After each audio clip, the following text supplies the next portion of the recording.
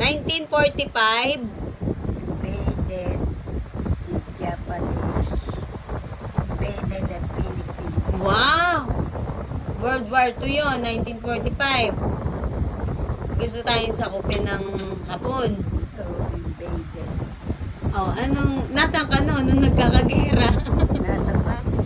Opo, anong ginagawa mo? Town Fiesta doon.